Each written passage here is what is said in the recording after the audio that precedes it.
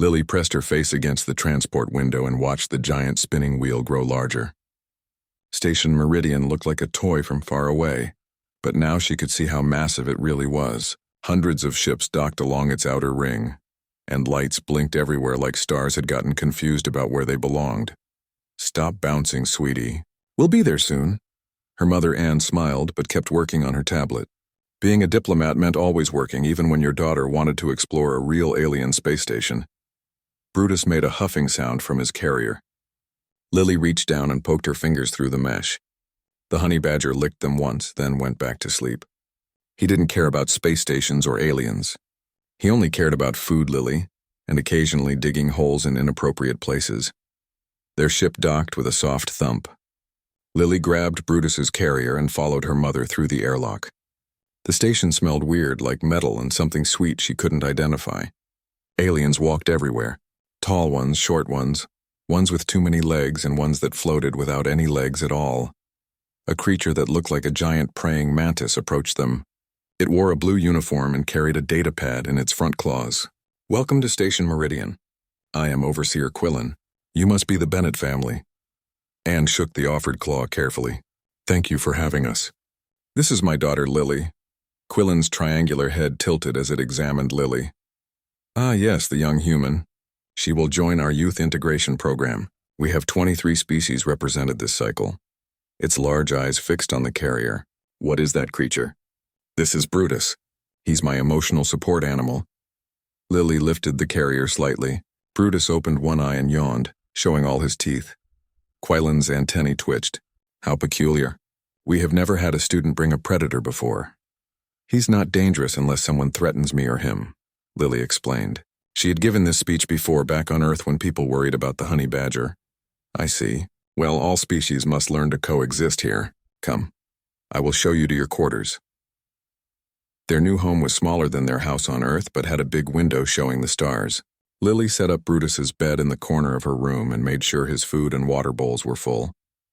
He immediately curled up and went back to sleep. Honey badgers could sleep anywhere, anytime. The next morning, Anne walked Lily to the youth center.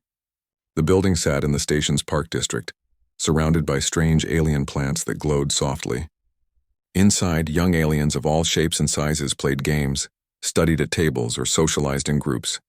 Every head turned when Lily walked in. The room went quiet. "A human," someone whispered. "So small," another voice added. Quillen clapped its claws together. "Everyone, this is Lily Bennett. She comes from Earth. Please make her feel welcome." The overseer gestured to an empty table. "You may sit there and introduce yourself to others during free period." Lily walked to the table, very aware that everyone watched her. She sat down and tried to look friendly.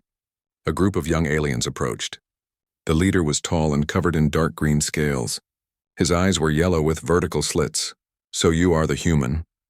His voice was deep for someone young. "I am Draven. My people are the Saurians, warriors of the Andromeda sector. Nice to meet you." Lily smiled. "Is it true your species has no natural weapons? No claws, no venom, no armored skin?" A smaller alien with blue fur asked. "We have our brains," Lily replied. "And we're good at adapting," Draven laughed. It sounded like rocks grinding together. "Adapting is what weak species do when they cannot fight.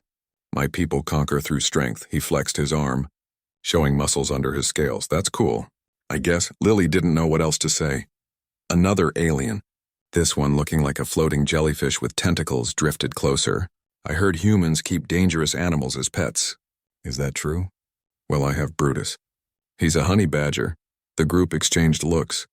Draven's expression showed confusion. "What is this honey badger? Some kind of insect that makes sweet food?" "No, he's a mammal. A predator from Africa." "A predator?" The blue-furred alien stepped back. "Why would you keep a predator?" "Brutus is my friend. He protects me and I take care of him." Draven snorted. "I would like to see this tiny Earth predator. Bring it tomorrow. We will compare it to real dangerous animals." "I don't think that's a good idea," Lily said carefully. "Are you afraid we will hurt your pet?" Draven leaned down, putting his face close to hers. "Or are you afraid it will embarrass you by being weak like all Earth creatures?" Lily felt her face get hot. "Brutus isn't weak." "Then prove it. Tomorrow." Draven walked away and his group followed, all of them making sounds that might have been laughter.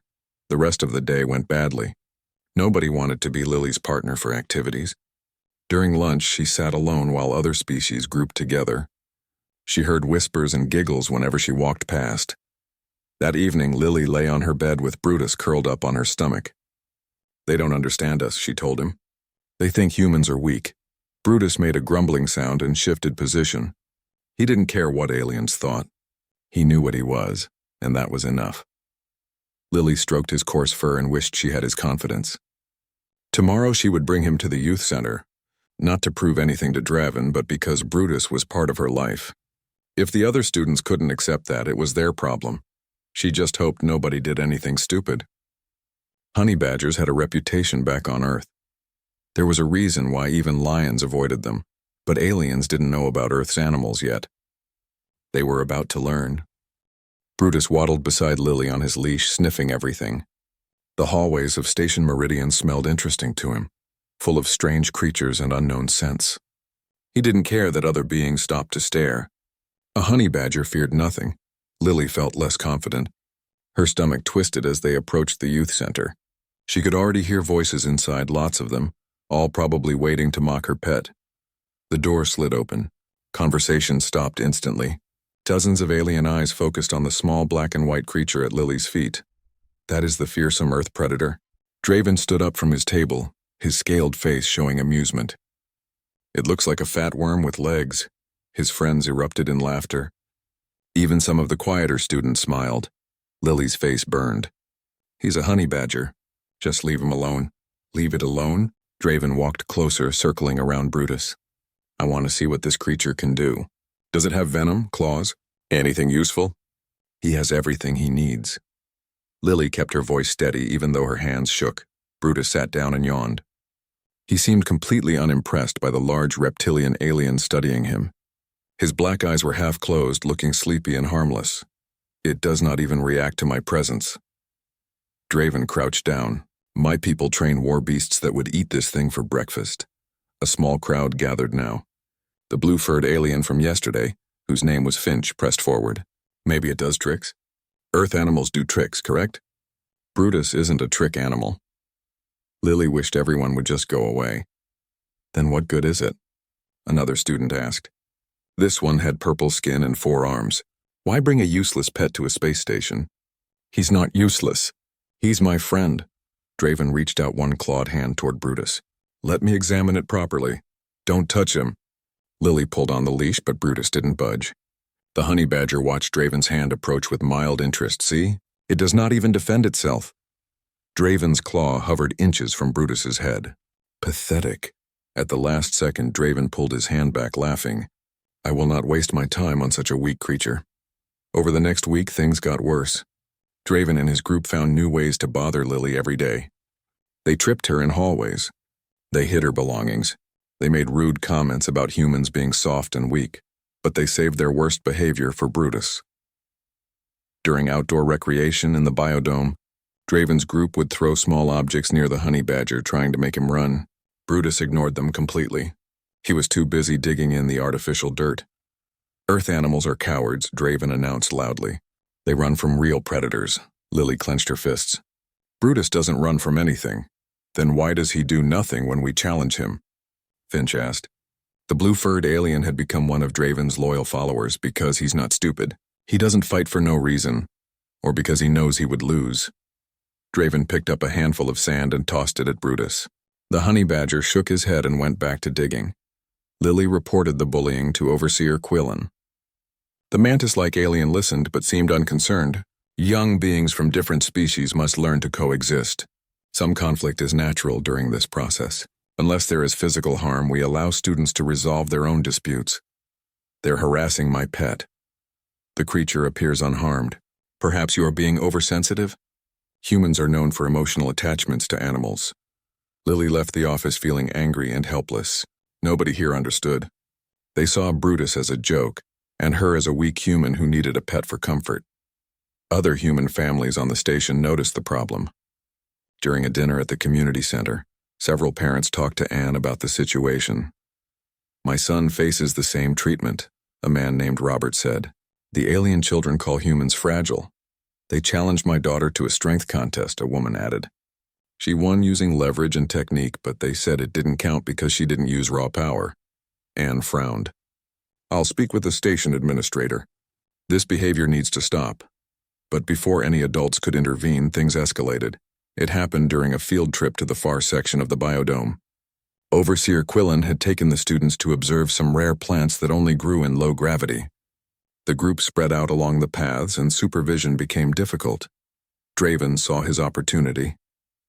He grabbed Finch and two other friends, then followed Lily as she wandered toward a quiet corner, where Brutus could sniff interesting bushes. Look, the human is alone, Draven whispered. They surrounded her quickly. Lily's heart raced when she realized how isolated this area was. No other students were nearby, and Quillen had gone to help someone at the other end of the dome. What do you want? Lily asked, trying to sound brave. Just a friendly conversation. Draven smiled, showing all his sharp teeth. We wanted to ask about Earth. Is it true your planet has no honor system? No trial by combat? We solve problems with words, not fighting. How weak. Finch circled behind her. No wonder your species needed thousands of years to reach space. Strong species conquer quickly. We weren't trying to conquer. We were exploring. Draven laughed. Exploring is what you do after you conquer. Everyone knows this. The four-armed alien, whose name was Porter, kicked sand at Brutus. The honey badger looked up, his small eyes focusing on the purple-skinned student. Your pet is dirty now, Porter said. Maybe it needs a bath. He kicked more sand. This time it hit Brutus directly in the face. The honey badger stood up, his body tensing. Stop it. Lily moved toward Brutus, but Draven blocked her path, or what? You will report us again? Quillen does nothing. Your mother does nothing. You are alone here, human. Finch grabbed a stick and poked at Brutus. Does the earthworm bite? Let us find out. Don't touch him. Lily's voice rose in panic. Brutus made a low growling sound. It wasn't loud, but something about it made the hair on Lily's neck stand up. She knew that sound. It meant trouble. It growls. Finch laughed. How adorable. Draven crouched down next to Brutus. Let me teach this animal some respect. He reached out and grabbed Brutus by his tail, lifting the honey badger off the ground. For 1 second, everything seemed frozen. Brutus dangled in the air. Draven grinned in triumph. His friends laughed. Then Brutus twisted in a movement so fast it blurred and sank his teeth into Draven's arm. Draven screamed. It was a sound Lily had never heard before, high-pitched and full of genuine terror. The big saurian tried to shake Brutus off, but the honey badger clung to his arm with jaws that had evolved to crack turtle shells. Finch jumped forward to help, but Brutus released Draven and immediately launched himself at the blue-furred alien. His claws raked across Finch's leg, tearing through fur and drawing blood. Finch yelped and stumbled backward. Porter tried to grab Brutus from behind with 2 of his forearms. Big mistake. The honey badger spun and bit down on the nearest purple hand. Porter shrieked and jerked away, but Brutus held on for 3 full seconds before letting go.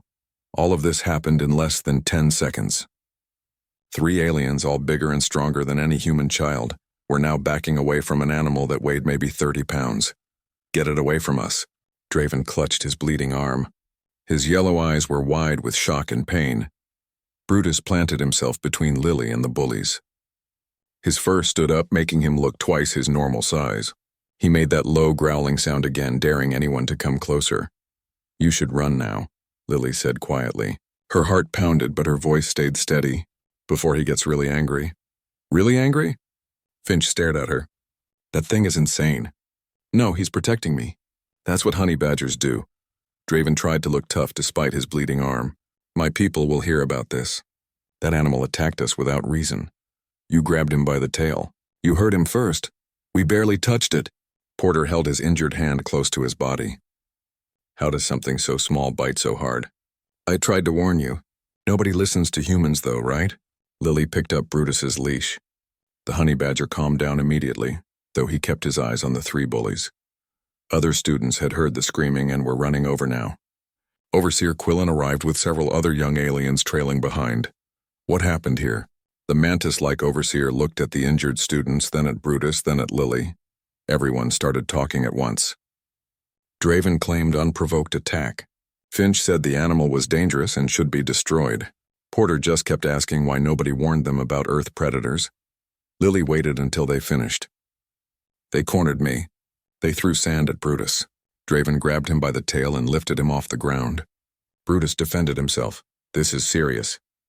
Quillen's antennae twitched rapidly. We must report to security immediately. All of you come with me. The walk back to the main building was tense and silent. Draven kept glaring at Lily and Brutus. Other students whispered and pointed.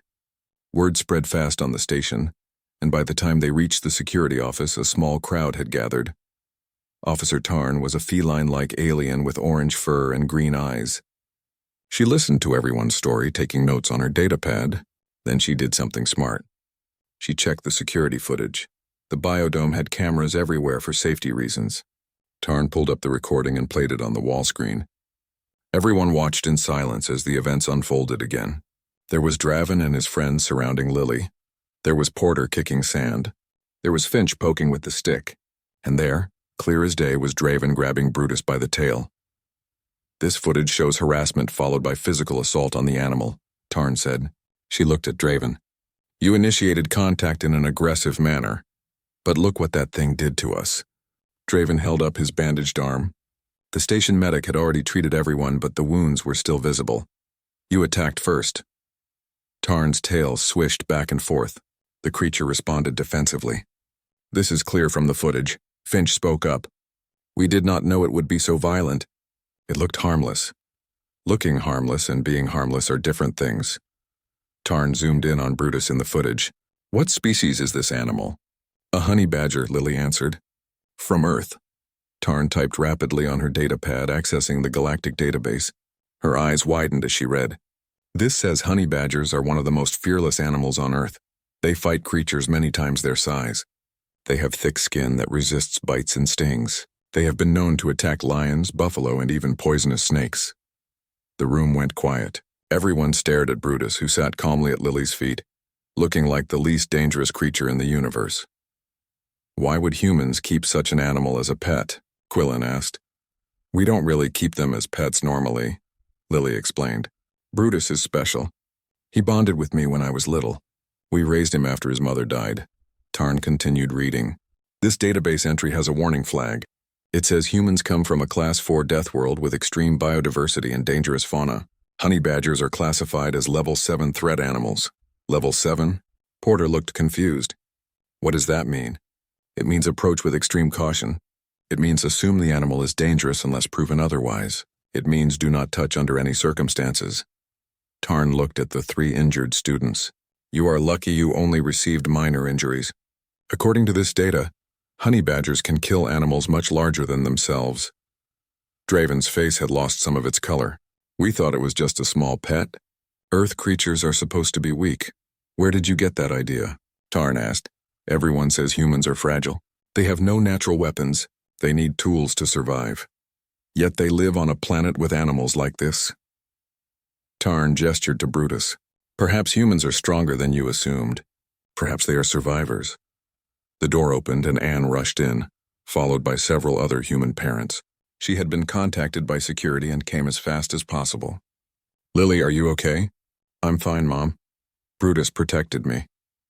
Anne looked at the injured aliens, then at the security footage still playing on the screen. Her expression became very serious. I warned the station about potential issues. I specifically mentioned that Earth animals might be misunderstood. You did, Quillen admitted. I did not take the warning seriously.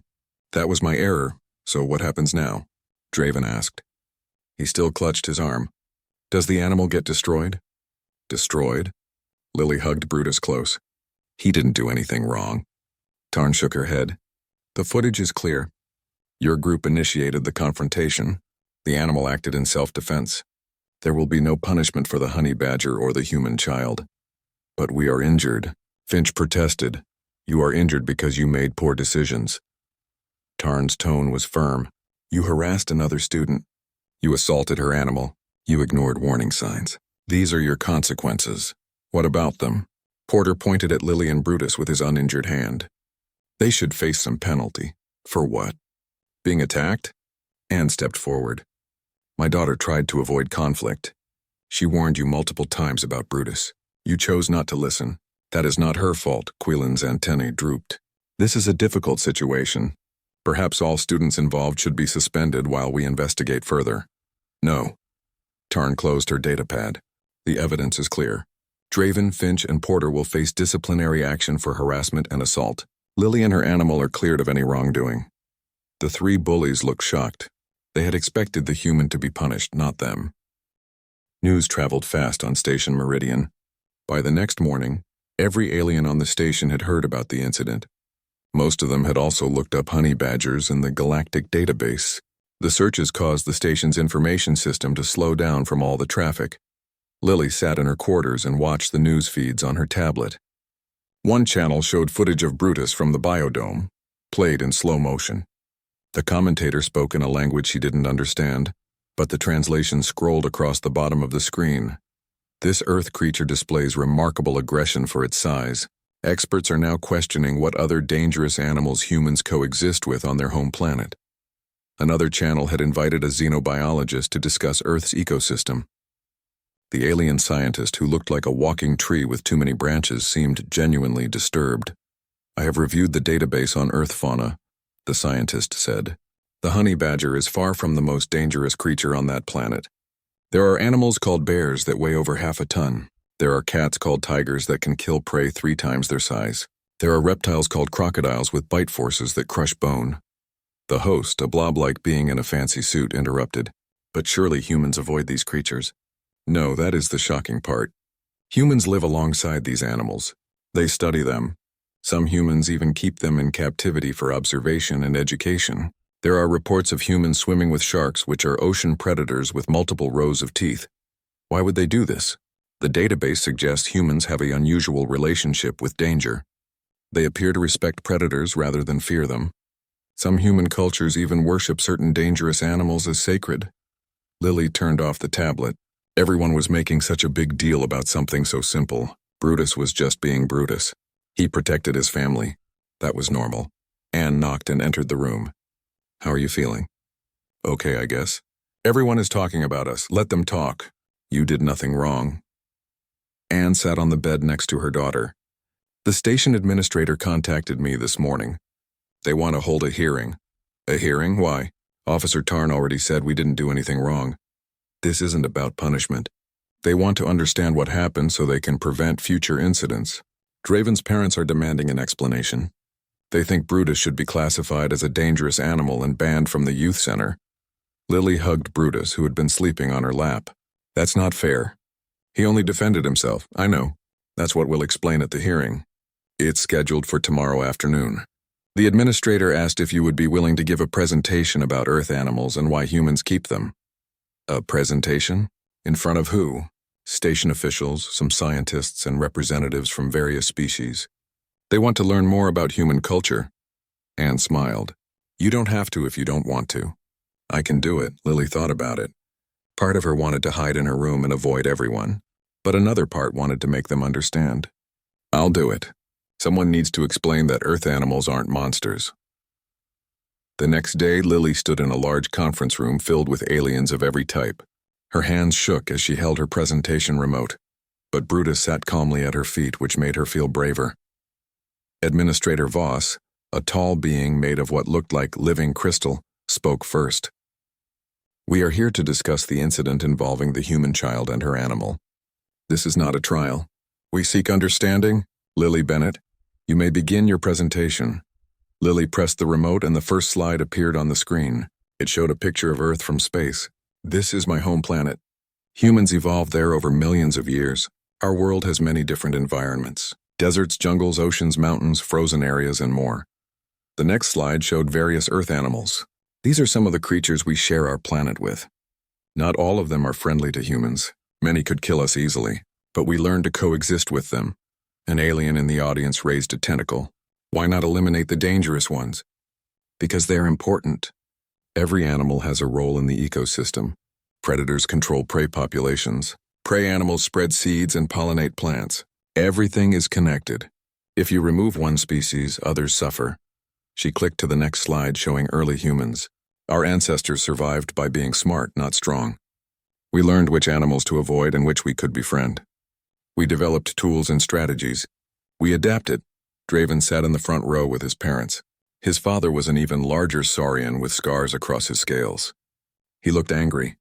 This does not explain why you bring a predator to a youth center. Lily clicked to a slide showing Brutus as a baby. I found Brutus 3 years ago. His mother had died and he was alone. He would have died too if I hadn't helped him. I fed him, kept him warm, and took care of him. He bonded with me. The next slides showed pictures of Lily and Brutus over the years. Playing together, sleeping together, exploring together.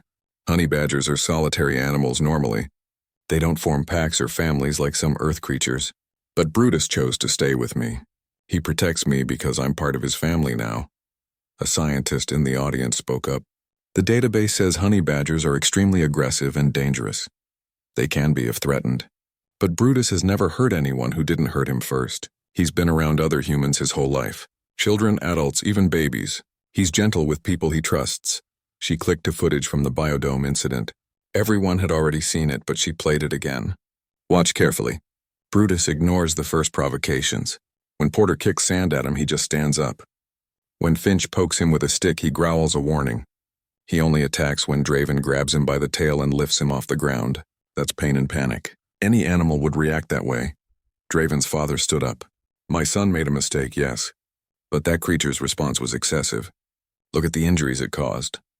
Look at what your son did first, Anne said from her seat. He assaulted a small animal. What did you expect would happen? I expected a pet to be docile and harmless, as pets should be. Lily spoke up before anyone else could. Brutus isn't a pet. He's my friend. There's a difference. Pets are animals we keep for fun or work. Friends are beings we care about who care about us back. Brutus chooses to be with me every day. I don't force him. He could leave any time he wants. She clicked to a new slide showing various human-animal relationships. Dogs herding sheep. Cats protecting grain stores from mice. Horses carrying people across long distances. Falcons hunting alongside humans. Humans have partnerships with animals. We help each other. We respect each other. That's how we survived on Earth. The crystalline administrator spoke. This is fascinating, but it does not address the safety concern. If honey badgers are so dangerous, should they be allowed on the station? Brutus is only dangerous if you attack him or me. Lily looked directly at Draven. If people treat him with respect, he's perfectly safe. The problem wasn't Brutus. The problem was that some people thought they could bully someone weaker than them without consequences. The room went silent. Several aliens shifted uncomfortably.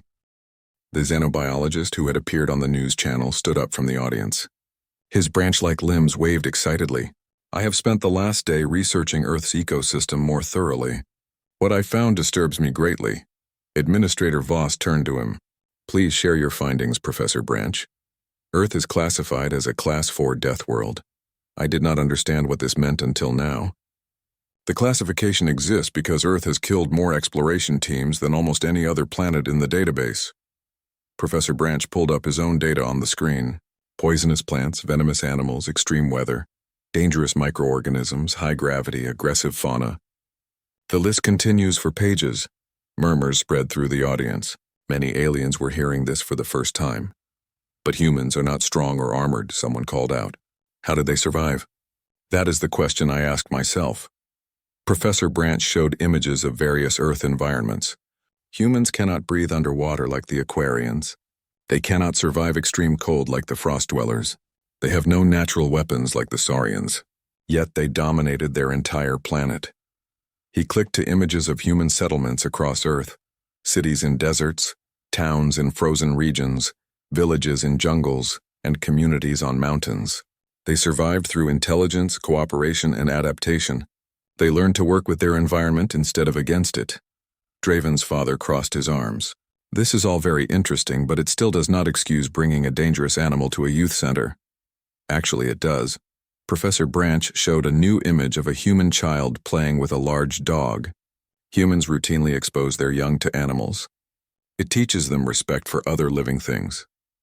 It teaches them responsibility. It teaches them that not everything dangerous is an enemy. Lily nodded. Exactly. I learned so much from taking care of Brutus. I learned patience because honey badgers don't always want to cooperate. I learned observation because I had to understand his body language. I learned respect because he's strong enough to hurt me but chooses not to. A small alien in the back row raised a tentacle. I have a question for Lily. When those students surrounded you, were you scared? Yes, Lily admitted. Very scared. But you did not run. Why? Running would have left Brutus alone with them. I couldn't do that. He's my responsibility. The small alien spoke again. You protected your protector. This shows honor. My species understands this. Draven looked uncomfortable. He had been sitting silently, but now he shifted in his seat. His father noticed and frowned. Administrator Voss consulted his data pad. I have reviewed all the evidence and testimony. The incident was clearly caused by harassment and assault committed by 3 students against Lily Bennett and her animal companion. The honey badger acted in self-defense. Thank you, Anne said quietly. However, Voss continued, this incident has revealed a larger problem. Many species on this station do not understand human culture or Earth's biology. This creates dangerous misunderstandings. Professor Branch agreed. I recommend mandatory education about human culture for all station residents. We must understand our newest galactic neighbors. An excellent suggestion. Voss made notes on his pad. I also recommend new protocols for the youth center. Overseer Quillen, you will implement anti-bullying measures immediately. Any harassment based on species, appearance, or cultural differences will result in immediate suspension. Quillen bowed. It will be done, Administrator. Furthermore, Voss looked at Draven and his friends, who sat with their parents. The 3 students involved in the incident will complete community service and attend counseling sessions about respecting other species. Draven's father stood up again. My son has been punished enough. He bears scars from that animal's attack. Your son bears scars from his own poor decisions, Voss replied firmly. He will learn from this experience or he will face more serious consequences. This hearing is concluded. The crowd began to disperse. Lily picked up Brutus and started to leave, but someone called her name. She turned to see Draven approaching without his father this time. What do you want? Lily asked, stepping back. Draven looked at the floor. I came to apologize. What I did was wrong. My father says I dishonored myself by attacking someone weaker and smaller. You did. My people value strength and combat skill. We prove ourselves through challenges and battles. I thought you were weak because you are small and have no claws or scales. He finally looked up at her. But you are not weak. You survived on a death world. You bonded with a predator. You stood your ground when we surrounded you. That takes a different kind of strength. Lily didn't know what to say. She had expected Draven to stay angry forever. I do not expect forgiveness, Draven continued. I just wanted you to know that I understand now. Humans are not weak. They are survivors. And honey badgers are definitely not weak. He showed her his arm where Brutus had bitten him. The scales were scarred and discolored. My father says these scars will remind me to respect all species, no matter how harmless they appear. Brutus didn't mean to scar you. He just wanted you to let go. I know. It was my fault. Draven looked at Brutus, who watched him calmly from Lily's arms. He is a fierce warrior in a small body. My people respect such warriors. Finch and Porter appeared behind Draven. They both looked embarrassed. We are sorry too, Finch said. We followed Draven because we thought it was funny to tease you. We did not think about how it made you feel. Porter flexed his bandaged hand carefully. That honey badger taught us a valuable lesson. Do not judge an opponent by size, Lily thought about it. They seemed genuinely sorry. Okay, I accept your apology. But you have to promise to leave Brutus alone from now on. We promise, all 3 said together. As they walked away, Anne put her arm around Lily's shoulders. I'm proud of you. That was very mature. They learned their lesson. Everyone deserves a second chance. Over the next few days, things changed at the youth center. Overseer Quillen implemented new rules and activities designed to teach students about different species. Every student had to give a presentation about their homeworld and culture. When Lily gave her presentation about Earth, the room was packed. Everyone wanted to learn more about the Death World and its inhabitants. She showed videos of Earth animals in their natural habitats. Lions hunting, elephants protecting their young, octopuses solving puzzles, dolphins playing. The alien students were amazed and terrified in equal measure. You have thousands of dangerous species, one asked. Millions, actually. But most of them ignore humans. We're not interesting to them unless we bother them first. A young alien who had never spoken to Lily before raised a hand. Is it true that some Earth animals are extinct because humans hunted them? Yes, Lily admitted. We made mistakes. We killed species we shouldn't have. But we learned from those mistakes. Now we protect endangered animals and try to save them. How do you protect animals that could kill you? Very carefully, Lily smiled. And with respect. Always with respect. 3 months passed since the incident. Station Meridian had transformed in ways nobody expected. The biodome became a popular gathering place where students learned about different planets and their ecosystems. Professor Branch taught a weekly class about death worlds and extreme environments. Lily sat under a strange purple tree, reading a book about Saurian history. Brutus dug holes nearby, completely content. Several alien students sat in a loose circle around them, far enough to be respectful but close enough to watch the honey badger. Does he ever stop digging? Asked a small alien named Pip. She was a timid creature who looked like a floating flower with eyes. Not really. Digging is what honey badgers do. They make burrows in the wild. Draven approached the group with Finch and Porter. Over the past months, the 3 former bullies had become something unexpected. Friends. Lily, we need your help. Draven sat down carefully, making sure not to startle Brutus. The honey badger glanced at him, then went back to digging. They had developed an understanding. Draven kept his distance and Brutus didn't bite him. What's wrong? My little sister arrives on the station next week. She is only 6 years old and has never met a human before. My father says I must make sure she understands about different species. Draven looked embarrassed. I was hoping you could teach her about Earth animals. She loves animals. I can do that. Does she know about the incident? Yes, my father made sure the whole family heard about my dishonor. Draven touched the scars on his arm. But my sister thinks Brutus sounds amazing. She wants to meet him. We'll be gentle, I promise. Brutus is good with young beings as long as they're respectful. Finch spoke up. My family is having a cultural gathering next month. We would be honored if you and your mother could attend. We want to show that our species can be friends with humans. I'll ask my mom, but I think she'd love that. Porter flexed all 4 of his arms, which had healed completely. I have been researching Earth animals. Did you know you have a creature called a mantis shrimp that can punch with the force of a bullet? I didn't know that. Earth is terrifying. I have newfound respect for your species. Porter grinned. Also, I told my younger siblings about honey badgers. Now they all want one as a pet. My parents are not happy with me. Everyone laughed. Even Pip, who had been afraid of Brutus at first, giggled from her floating position. A group of younger students approached cautiously. They were new arrivals, fresh from their home worlds. Excuse us, one said. We heard there was a human here with a death world predator. We wanted to see if it was true. The older students exchanged glances. Draven stood up. It is true. But you will treat them both with respect. The human is Lily and the honey badger is Brutus. They are part of our community. The young aliens nodded quickly. One brave soul stepped closer. Can you tell us about your planet? Lily had told this story many times now, but she never got tired of it. Each new group of listeners meant more beings who understood humans a little better. Earth is a world of extremes. We have places so hot they can kill you in minutes and places so cold you would freeze solid. We have animals that could swallow you whole and insects smaller than your eye can see. But it's also beautiful. She pulled up pictures on her datapad. Waterfalls, mountains, oceans, forests, deserts. Humans learned to find beauty in dangerous things. We climb mountains that could kill us.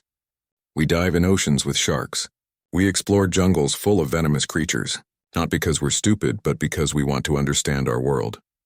One of the young aliens asked, Are you not afraid? Sometimes. Fear is healthy. It keeps you alert and careful, but we don't let fear stop us from living. Brutus finished digging his hole and waddled over to Lily.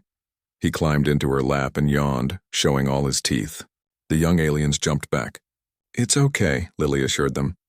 He's just tired. He always sleeps after digging. Sure enough, Brutus curled up and closed his eyes. Within seconds, he was snoring softly. A 30-pound predator that had terrified half the station now looked like a sleeping baby. That is the most confusing animal I have ever seen, one young alien said. Welcome to Earth animals, Porter laughed. Nothing is what it seems. Overseer Quillen appeared at the edge of the group. The mantis-like alien had changed too over the past months. She paid more attention to student interactions now and stopped problems before they escalated. Lily, may I speak with you for a moment? Lily gently moved Brutus to the grass and stood up. What is it? Administrator Voss wants to create a new program, an exchange system where students can visit different homeworlds to learn about various cultures. He would like Earth to be one of the first destinations. Really? That's amazing. However, he wants to make sure humans are comfortable with alien visitors. He asked if your family would be willing to host a small group for a week.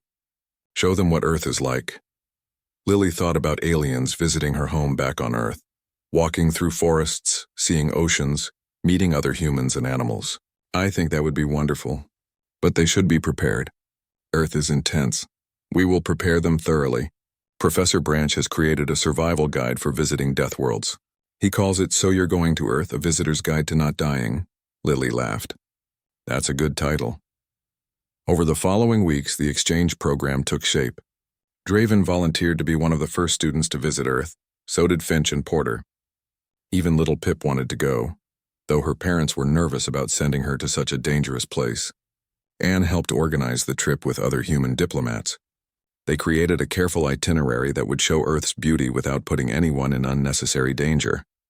Safari parks where they could see wild animals safely, protected beaches for swimming, mountain ranges for hiking, cities to show human culture and technology.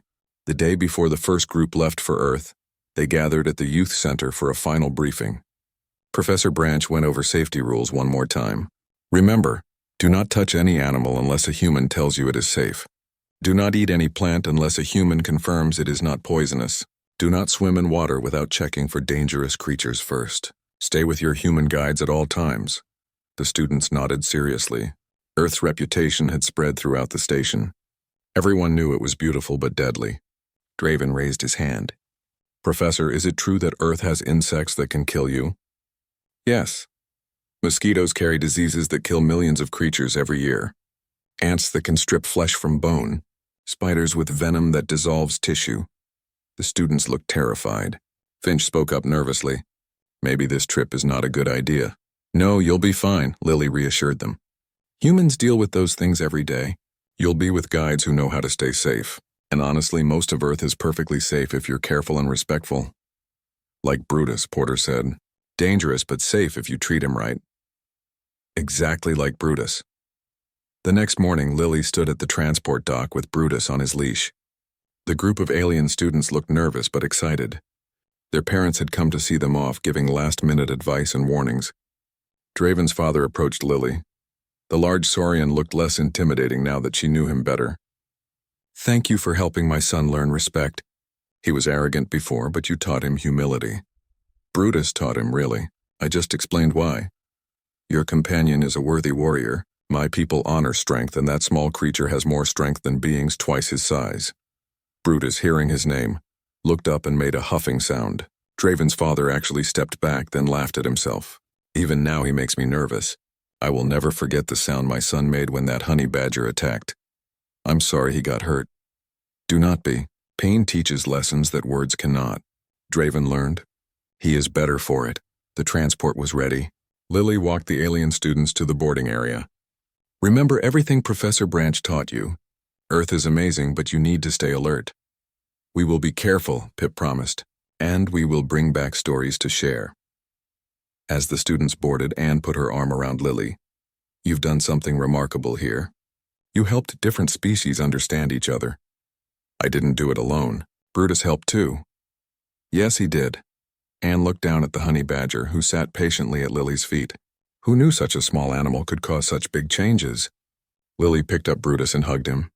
He tolerated the affection for a few seconds, then squirmed to be put down.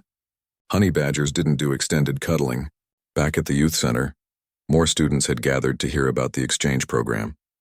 Everyone wanted to know what Earth was like. Lily found herself becoming an unofficial ambassador, answering endless questions about her home world. Is it true you have a season where trees lose all their leaves? Yes, it's called autumn or fall. Why do the leaves fall? Because winter is coming and trees need to conserve energy. You have a season called winter where water freezes and falls from the sky? Yes, it's called snow. The aliens were amazed and confused in equal measure. Earth was so different from their worlds, but that was okay. Different didn't mean bad, it just meant interesting. As the days passed, more species joined the exchange program. Students visited different worlds and learned about various cultures. The station became more united, more understanding. Bullying decreased because students learned to respect differences instead of fearing them. And through it all, Brutus continued being himself, digging holes, sleeping in odd places, and occasionally reminding everyone that honey badgers fear nothing.